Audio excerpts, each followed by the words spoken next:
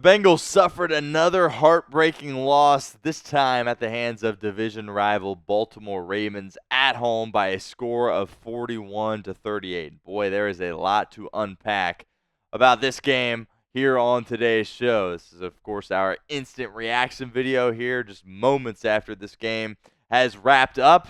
And like I said, got plenty of stuff to talk about. We'll hit on some injury news as well as just provide some of my general takeaways, immediate takeaways from this 41-38 loss that the Bengals suffered at home. Before we get into that, make sure you guys hit that sub button, youtube.com/BengalsTV. We had a lot of fun at our watch party yet again, had probably our highest number of viewers in this watch party, which certainly was exciting, but obviously it still resulted in a Bengals loss. But we will be live every single week, whether it be a Thursday night, Sunday afternoon, Sunday night, Monday night. So help us out, help yourself out, and join us next time. Hit that sub button, youtube.com/BengalsTV. The most significant injury news that we'll get to off the bat here is Dax Hill. Dax Hill left the game pretty early on there in the first half with a knee injury and was pretty immediately ruled out for the remainder of the game. And when you saw him walk to the locker room, he was walking under his own power, didn't even really have a limp either. So when you hear about those kinds of injuries, a knee injury, but he's walking just fine and gets ruled out immediately, obviously your mind goes to the worst, thinking of an ACL or something along those lines. But right now we don't really have any information. It is just a knee injury, and it was significant enough to keep him out of this game. I thought the Bengals in the secondary did all right. Mike Hilton did not play in this game. He didn't practice all week with a knee issue himself. I thought the Bengals got some production at that spot.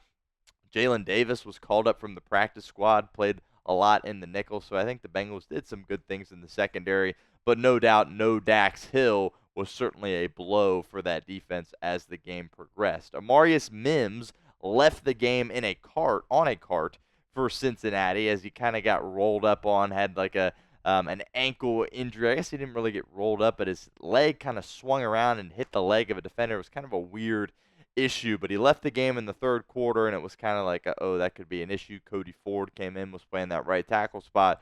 But at the end of the game, Amarius Mims came back in the game and did a pretty good job. So we'll see. Certainly a great sign he was able to return. He's obviously going to be banged up this week, but hopefully he will be good to go for Sunday Night Football against the Giants. Those are really the only two main injury things that we'll discuss here. Some other guys got banged up, of course, but those are really the only serious ones. Now for some takeaways of this game.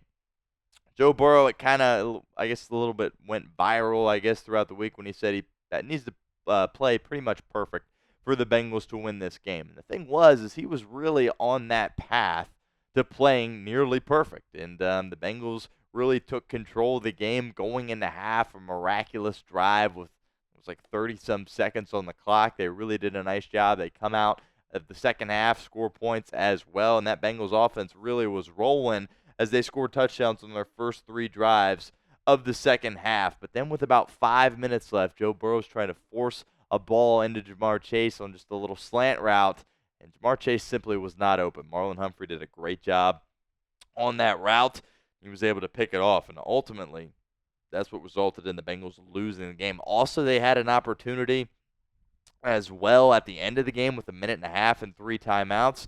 Joe Burrow takes the sack on the first play. The Bengals go 3 and out, kind of just at that point have to play for overtime. But Burrow was so good, and then at the end, typically when he's at his best, he wasn't able to come through. And also in the overtime session, it was just 3 runs from the Bengals. Didn't even allow Joe Burrow to throw the ball. So we'll get to that a little bit later in today's show. But that leads us to the pinned comment of today's video. Grade the Bengals for us versus the Ravens. A, B, C, D, or F. Let us know what you think in the comments section.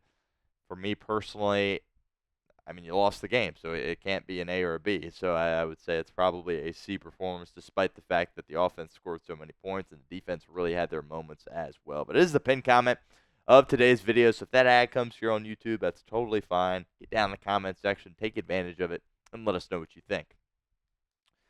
Second takeaway, we talked about throughout the week and, of course, during our pregame show that we just needed the Bengals to take another step in the right direction defensively.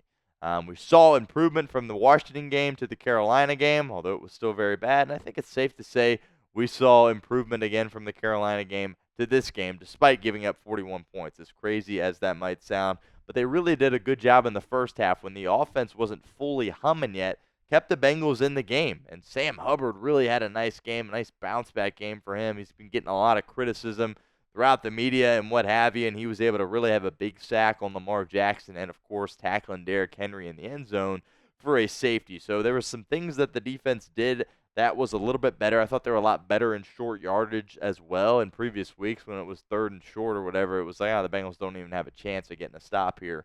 But I thought they did a little bit of a better job there in those situations, and certainly the personnel, having B.J. Hill come back. He really was a force in this game for Cincinnati in the interior of their defensive line. It was really a boost to have him back.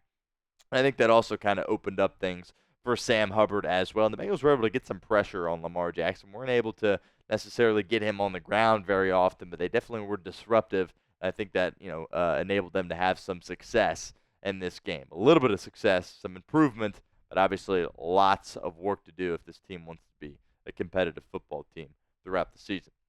We'll continue with our takeaways here in a moment, but first I want to give a shout out to our friends over at Game Time because today's instant reaction video is presented by Game Time. Look, Game Time is a new feature called Game Time Picks that makes getting tickets to see your favorite teams play live even easier. Game Time Picks filters out the fluff to show you only incredible deals on great seats so you don't have to waste time searching through thousands of tickets. Game Time Picks is the easiest way to find and buy tickets to live events.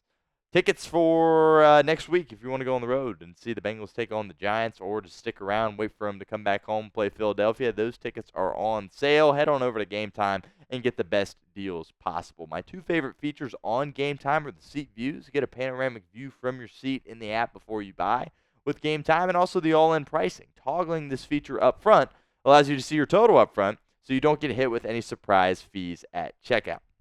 So take the guesswork out of buying tickets with Game Time. Download the Game Time app, create an account, and use code CHATSPORTS for $20 off your first purchase. Terms apply. But again, create an account and redeem code CHATSPORTS for $20 off. Download Game Time today. What time is it? It's game time. Third takeaway here. It turns out Jamar Chase is really, really good at football. All of us knew here at Bengals Breakdown knew that was the case, but it was finally good to see him really have an outstanding game for Cincinnati. Nearly went for 2 bills in this football game, had double-digit catches that long where he just essentially took off down the sideline for that 70-yard touchdown was absolutely incredible, and that just goes to show you, if you're Zach Taylor, Dan Pitcher in this Bengals offense, you have to find creative ways to get him the football, and you didn't do that in crunch time, especially after he had that. It was just a little wide receiver screen or a little short route to the flat, get him the football. Next thing you know, you got him in space. Next thing you know, he's gone for a touchdown. So he definitely would have liked to see him somehow touch the ball a little bit more super late in that game. They weren't able to do it. But Jamar Chase went out there and proved why he is one of the best receivers in the National Football League. I really like how he carried himself out there on the football field today. I think he did he tried to kind of ruin his reputation a little bit with how he handled the contract situation. And then, of course, his mental meltdown in Kansas City. But there was a play earlier in the game when it was clearly pass interference against Jamar Chase, and he just kind of looked over at the ref, didn't say anything, let his head coach get super animated and fired up about it, and just kind of moved on, just went about the next play, and really did a good job of moving past it. So Jamar Chase, really outstanding football player. Got to love how he played out there for Cincinnati. Another opportunity for you guys to get interactive with our show here at Bengals Breakdown. What is your one-word reaction to the loss versus the Ravens? For me, it's just heartbreaking. Heartbreaking. That is my one-word reaction. It's a game that you had control of. You felt like you were going to win it. And it reminded you a lot of ways of the Kansas City game. But this time, it was a much more needed victory, being a little bit later in the season against a division rival. But let us know in the comment section. Sound off for us. What is your one-word reaction to the loss versus the Ravens? Thought coaching-wise, I thought Zach Taylor did a good job throughout the game. He was really aggressive in this game, and that's exactly what he needed to be, was absolutely aggressive. Lou Anarumo on the defensive side. Hadn't really seen the Bengals throw much pressure at opposing quarterbacks. He sent the dog several times. Sometimes it didn't work out. Sometimes they got burnt. but I liked him mixing things up and trying to be a little bit more aggressive with his defensive front. But the issue that you have there at the end of the game is how are you going to say, oh, you know what, we're going to trust Joe Burrow here and not run the football. We have this 3-point lead. We're going to trust him to throw the ball, and he throws a pick. Bad things happen. But then in that overtime session, you switch your philosophy and say, we're not going to trust Joe Burrow. You got to make up your mind. You're either trusting him or you're not. He throws the pick, and then they just go away from him. I did love how it was Chase Brown in the game for those 3 runs. I was really excited to see him get that opportunity to take those 3 runs. Now, obviously, it didn't work out as the Bengals only picked up, I believe, 3 yards on that overtime drive. But if you were going to stay aggressive with Joe Burrow towards the end of that game when you're trying to, essentially go out there and win the game on offense, why would you take it out of his hands in overtime? That's the big issue I had with that. You're attempting a 53-yard field goal, which today's day and age seems pretty routine. But you got a rookie holder out there in Ryan Rico. And I think the average person doesn't really recognize, what could possibly be going through Ryan Rico's head there. When he has to go out there and punt, that's that's his main thing or whatever. As a holder, that's got to be so nerve-wracking. He's a rookie in a massive situation. He was not able to execute that. So, unfortunately, resulted in a Bengals loss. But I would have loved to see them be a little bit more aggressive with Joe Burrow, try to get a little bit closer. Obviously, if Rico's going to drop the snap regardless, it doesn't matter. But would have liked to see him get a little bit closer there and be a little bit more aggressive on that drive in overtime if I was Zach Taylor. But the biggest takeaway here is that this team can't finish. This team absolutely cannot finish football games. They were in a situation to do so in Kansas City. They've been in situations in the past, and they just find ways to lose the football game. Let's all remember here that it felt like the Bengals should have won this game in regulation, but then they get just a Christmas gift in overtime when Lamar Jackson just drops the shotgun snap. It was right to him, hit him right in the hands, and he just dropped it. And then it goes back probably 15 yards, and Jermaine Pratt's able to land on it. So the Bengals caught a massive break there and still weren't able to take advantage. They also got away with the face mask down the stretch as well that was not called. So just plenty of things that the Bengals had an opportunity to do in this game in order to come out on top, but they found a way to lose it yet again by a score of 40-38. We will have an overreaction Monday out for you guys tomorrow as well, so be on the lookout for that. But the Bengals drop another one, move to 1-4, fall 41-38 in overtime at the hands of the Baltimore Ravens.